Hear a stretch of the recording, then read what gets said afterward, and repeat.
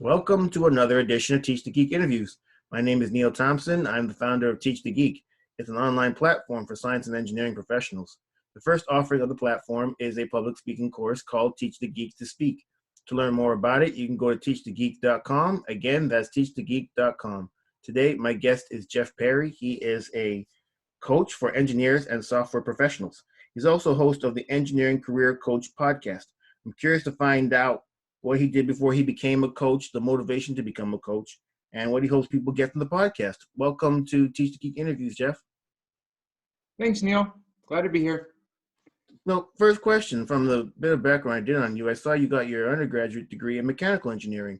What was the motivation to get that degree? Yeah, great question. So when I was growing up, I had some natural tendencies towards math and science stuff, like a lot of engineers. And I looked at engineering as an opportunity to not just do pure math or pure science or something, but engineering seemed to me like an opportunity to take those skills and those aptitudes that I had and put them together for an opportunity to like make cool stuff. And so I tried to pursue that. And I looked at some of the different engineering fields, and mechanical seemed kind of the most diverse and something that could be applied to a lot of different industries and applications. And so I went with that to see where it would take me. So it seemed interesting, seemed kind of cool. And so I went for it and tried it out. Nice. You know, I've asked this question pretty much of everybody that's ever been on this podcast, and a lot of times their answers are really interesting as to why they got into engineering in the first place. And it's the reason why I used to lie about the reason why I got into it, because my answer wasn't interesting at all. I wasn't that great at math and science. I was pretty average. But my father said that I should study engineering. I think it was mostly because of the job stability. So that's the main reason I did it. Luckily, it worked out, and I didn't mind the actual work. But man, if it hadn't, I'd been pretty pissed off. Yeah. Yeah, I mean, that was certainly a consideration too. I mean, a lot of opportunities there, and as things continue to grow and change, and I saw that, and so that looked good too, and so yeah, I went for it. So I also saw that you got an MBA. Did you get an MBA right after you got your undergraduate degree, or did you work for a while and then got your MBA? No, I worked for a while, so I actually just finished that about 6 or 7 months ago. I finished that in 2020. And so I was, multiple years into my career, and but knew that I was kind of looking for some changes. This was before I started my coaching business. I was working in a job that I liked, but kind of knew that wasn't where I wanted to be forever. And so I was looking for some catalysts that might help me continue to grow and progress in my career. And also there were a lot of things that I wanted to learn about in business and marketing and finance and accounting and things that I was pretty ignorant about. And an MBA was a good way to do that, and also meet some cool new people. And so I did a part-time, or they call it a hybrid MBA program, so I was still working, but allowed me to get my degree and also connect with people while still doing that with a cool program at the University of Washington, is where I did. Oh, okay. So was it an online program? It was mostly online. They kind of branded as 95% online and 5% in person. Before COVID hit, we were spending long weekends a few times a year in Seattle all together for a few days. So we had some of that, which was in person, synchronous, and then the rest of it was online. Oh, okay. Interesting. So then, so now you graduate from school, and then years later you could do an MBA. So there's a whole bunch of time in between where you're working. What kind of work did you do in between those times?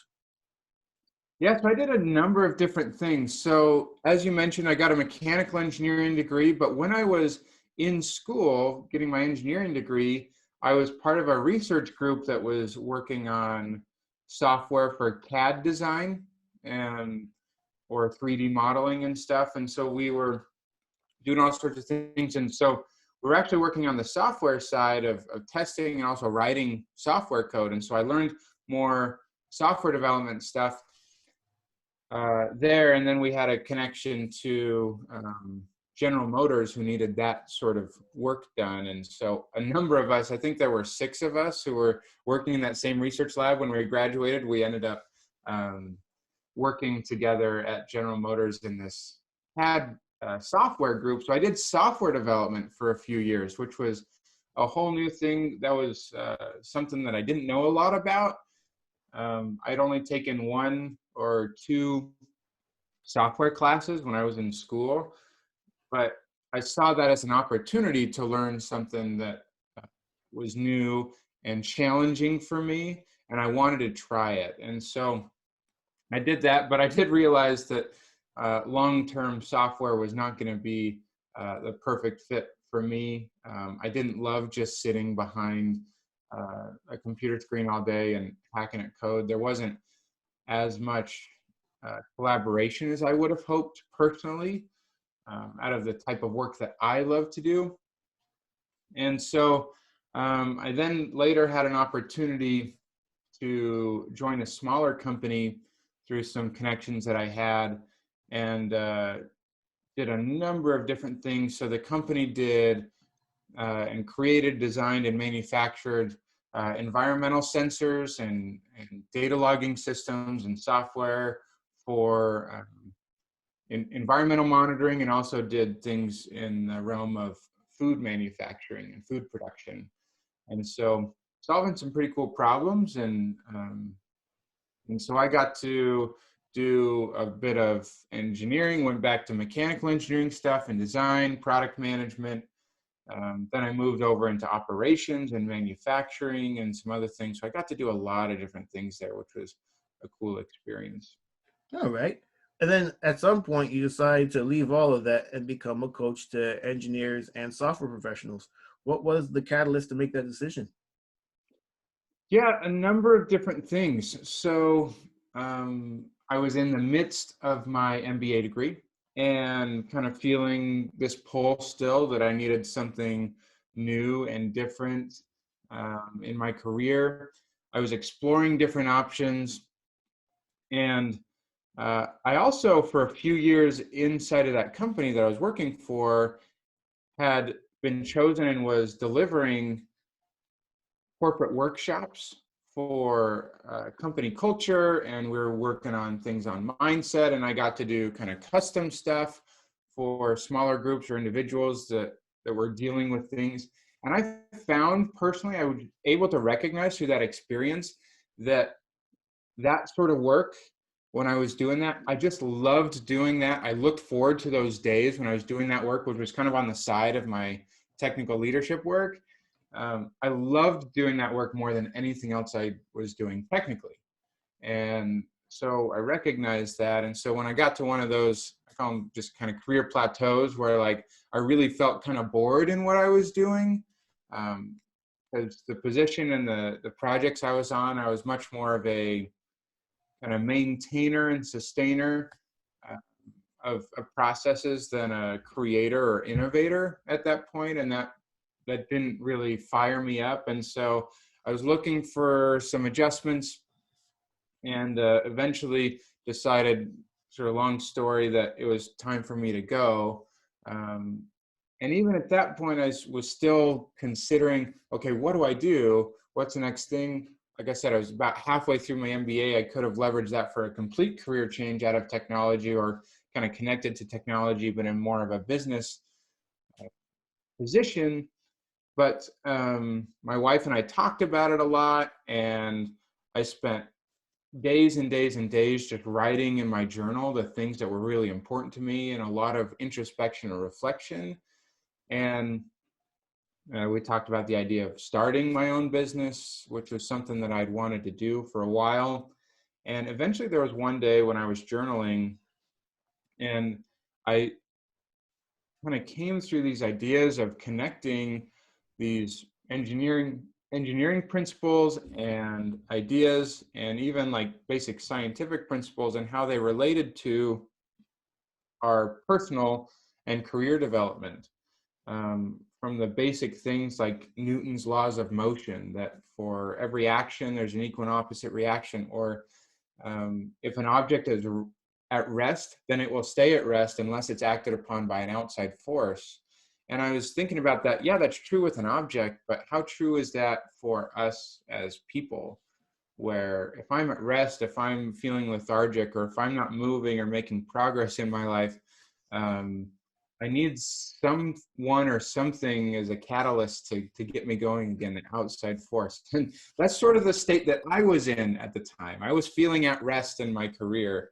And so the kick out the door of me to leave the company was that force that pushed me to learn and grow in new ways. And so kind of putting all that together, and had some realizations that, hey, maybe I could put a dent in helping engineers in their personal and professional development, like I had really enjoyed. So that's kind of the impetus, and certainly it's grown and developed since then, but that was the start of that. Nice. I mean, you'd mentioned that at the job that you had before you became an engineering coach, you were more of a sustainer and not an innovator. In the Mhm. work that you do now, how has innovation impacted that work, if at all? Can you help clarify the question a bit, Neil? Innovation in what way? Well, any way that you would take it. I mean, I was curious to see that innovation seemed to have been important to you because you were more of a sustainer at your last job. So I thought Mhm. that perhaps in the work that you do now, you would find some way to implement some sort of innovation into it because it seems to have been important to you. Yeah, so I'm always, one of the things that's exciting to me as I continue to grow my practice and try and find new ways to help the people that I'm coaching and helping along the way, is that there's always new ideas, new deliveries, new tools that I can learn and deliver to my clients as well. And so it happens all the time where I'm reading a book and it's the perfect thing. I may have just read something or listened to a book just that day or that week, that I get into a coaching call with a client, and there was an idea that I was really wrestling with or learning from, that I just recently learned, that was perfect to share with the client. And so in that way, it's this wonderful opportunity where I get to learn and learn and learn and grow personally. And that's personal innovation in my mind. I'm learning new ideas of how I can continue to get better myself, and then continue to find ways to deliver that in new ways. So it's a different sort of innovation. It's not a technology innovation, other than some people consider kind of mindset or mental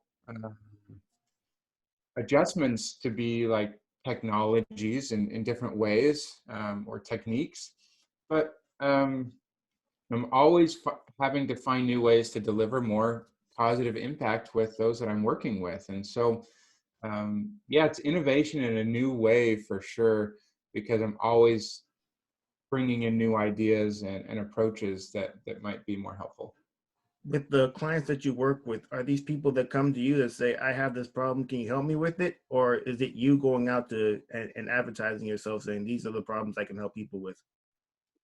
It's a combination. I get some people coming to me through some of the work I do. I mean, I'm pretty active on LinkedIn, so some people can find me through some of the stuff I'm putting out there. And I use some other services that help me do some outreach to people in the industry that might be good fits, and see if we can strike up conversations and relationships, and see if there's ways that I can help. So it's a combination.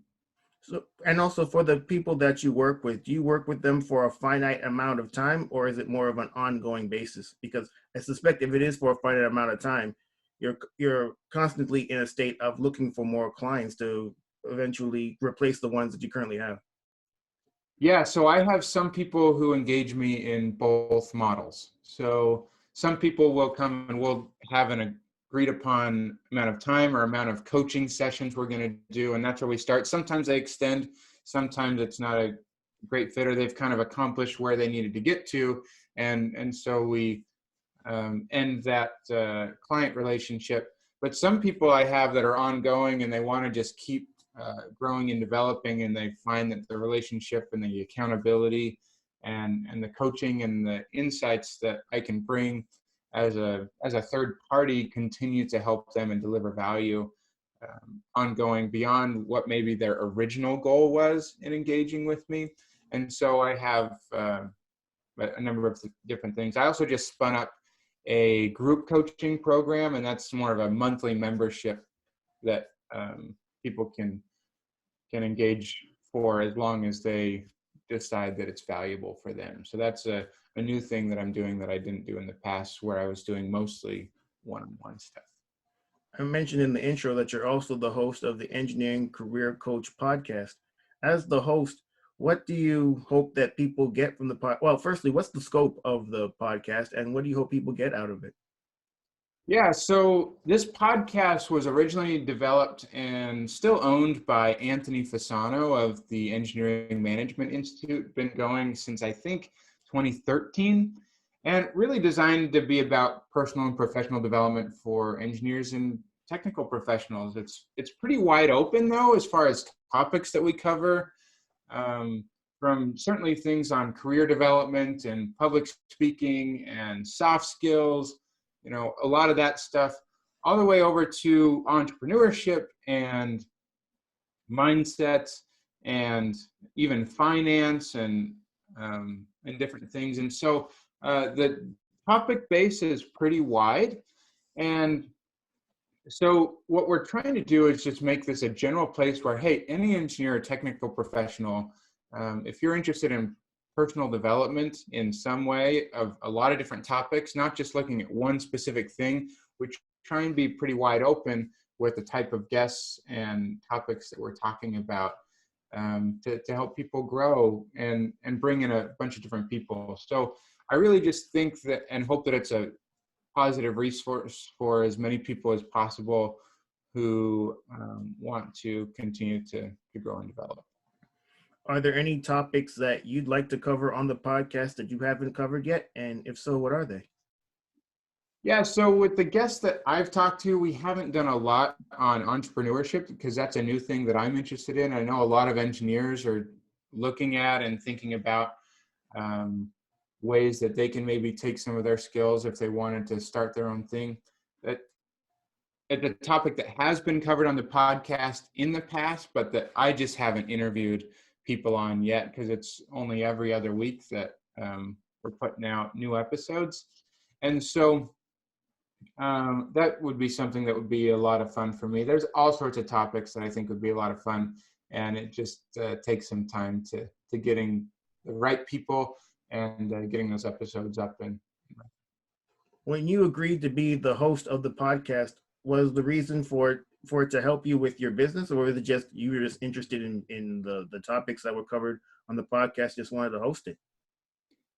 yeah, so it was a combination, I would say. So I had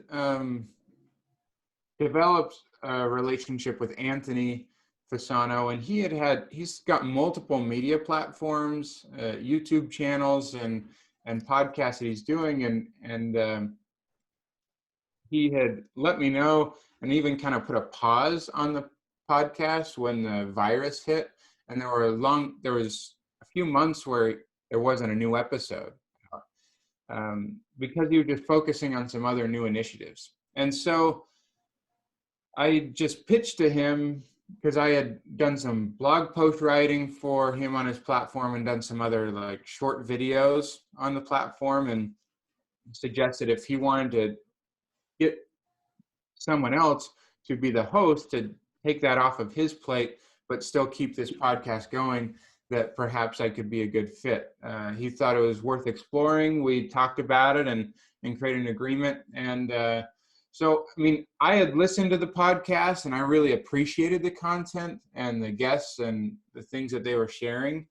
I appreciated my relationship with Anthony as a great person who's doing great things to help and develop people in the engineering space and do a lot of good stuff there. And so it's a combination of wanting to keep that content going, and also a way for me to get some more exposures, certainly in my business, utilizing that platform. And so it's a combination, I think, a win-win situation, which is what I'm always looking for anyway. Yeah, I mean, I could see that. Certainly, you kind of answered the question I was going to ask next. I mean, you took over the podcast that already existed as opposed to starting your own. So I'm Yeah. guessing the reason you did that is because of the exposure that that podcast already had, so you wouldn't have to start from scratch. Am I right in assuming that? Yeah, it certainly made it a lot easier. There's a lot of pieces to starting a podcast and running a podcast, as you know. And this podcast has some systems and other people who are helping to make it go really smoothly. And so this is a great way for me to try out the podcast, and maybe I'll do my own at some point. But for me right now, it's a great way to be involved and have that outlet without having to do every single piece all on my own. Nice. So when it comes to public speaking, is that something you've always been good at, or is that something you had to get better at? And if you had to get better at it, how'd you do so?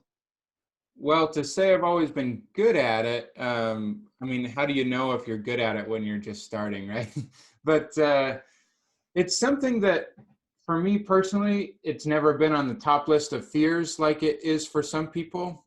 And that started when I was young. Something about, and I'd say it probably started when, or began to be developed because of opportunities at church. In my church, and the way that we do things, it's not always just professional clergy who are speaking, but members of the congregation. And so even from the age of like 5, or maybe even before that, I was speaking in front of a group of kids. And then when I was older into teenage years, I was speaking in front of the whole congregation and having opportunities to present on topics and things like that. And I had multiple opportunities to do that. So I found that I just never shied away from it. I did do some performing when I was a kid and in music and theater. And so I think that kind of helped, the whole idea of being in front of people and on stage, that got me a little more comfortable. When I got into my professional career, I did join a Toastmasters club when I was working at General Motors, and really loved the structure and the help that they give and the support to help you learn how to structure your talks and get really direct feedback. In fact, a lot of those things I'm always thinking about, because they have someone in Toastmasters who's called the or the counter, and they're counting how many times when you're speaking you're doing double takes or saying or or whatever those things are. And even as I've been talking to you, I've been catching myself doing some of those things because of what Toastmasters has made me aware of, which before that I didn't even know I was doing it usually, in certain tendencies that I had. And so still plenty of work to do there. So am I like a wonderful, prolific professional speaker? No, but do I shy away from it? Do I love the opportunities to do it? Do I love the opportunities to teach? Yes, I do. And it's just a lot of fun for me, actually, to talk to people and share ideas that I'm passionate about. And so I like to keep doing it and find opportunities. I was a member of Toastmasters for a number of years too, and I remember that odd counter. Couldn't stand that guy. And at one of the clubs that I was at, you actually had to pay 25 cents for every or filler word, up to Oh, wow. there was a cap of $1, and some people would just come in and just put the dollar in the pot because they knew they're gonna hit it. That's funny. Yeah, yeah, for sure. So when it comes to the presentations that you put together, do you have a process for that? And if so, what is it? Yeah, so I try and take a step back and ask myself, what do I want the audience to remember or learn from what I share? And if I can really get clear on answering that question, then that makes everything else easier. And then I kind of start with an outline and the main points and start structuring how I want to move through. And then it turns into clarifying the content and the visuals, if there are any, and other things. But it really, it's not a scientific approach for me. It's really a little more open-ended, but I really want to start with what's the main goal, what's the main message I want them to hear. And I do try and preface at the beginning, tell them what I'm going to share with them. I share them things, and then I try and summarize at the end when I'm speaking in a more formal setting. And so I try and use some of those ideas I learned from Toastmasters and other places to try and set the audience up for success and really be about them and what they're hoping to get out of it in the end. Do you ever get nervous before you give a presentation? And if so, how do you deal with your nerves? Sure, I do, and it happens all the time. There's a few things that I'll do to kind of help me. If you've ever seen, it's one of the most widely watched TED Talks. I think her name is Amy Cuddy. She's a professor, and she did study on. She's done a bunch of studies actually on body language and confidence. And so, kind of silly things, it seems to you or other people, but doing like power poses and really getting in a position of strength and power and confidence, it actually reduces stress levels and increases our level of confidence. Even just doing that for a couple minutes before we enter into a speaking situation or other stressful situation like a job interview or something like that, right? So sometimes I'll literally sit in front of or off stage or these days certainly in front of my computer before I turn things on, and I'll get in kind of my Superman pose for a little bit. I'll also do another thing to kind of get some blood flowing. I'll do some push-ups or something right before, and that gets some blood flowing, gets a little more energy, and gets me excited to go into it. So, and then also doing a few nice deep breaths as well, just to kind of recenter and focus and remember, like I was talking before, what do I want them to hear and remember from the speech, and getting clear on that right before I start. So. Yeah, I've definitely heard about the power poses. And I think doing a physical activity like push-ups is really helpful. I think it can help to dissipate that nervous energy. And then Yeah. breathing, I think that's a great tip too. So thank you for offering them. This has been a really great conversation, Jeff. Is there anything else that you'd like to add about things that you're working on? If anyone wants to connect with me, obviously, like I said earlier, I'm happy to connect with anyone on LinkedIn. I'm pretty active there. I have a website at More Than Engineering, and also I have another program, my coaching program, I call the Engineering Career Accelerator. People can learn a little bit more about that and get a free webinar if they go to engineeringcareeraccelerator.com. And if they watch that webinar, they'll even get a free LinkedIn profile guide if that's something they're interested in. So it's just a few places that people can connect with me if they're interested in connecting and learning anything more. Wonderful. Well, everyone, that marks the end of another edition of Teach the Geek interviews. My name is Neil Thompson, founder of Teach the Geek. It's an online platform for science and engineering professionals. The first offering of the platform is a public speaking course called Teach the Geek to Speak. To learn more about it, you can go to teachthegeek.com. Again, that's teachthegeek.com. Until next time, take care and stay safe. Thanks, Jeff. Thanks, Neil.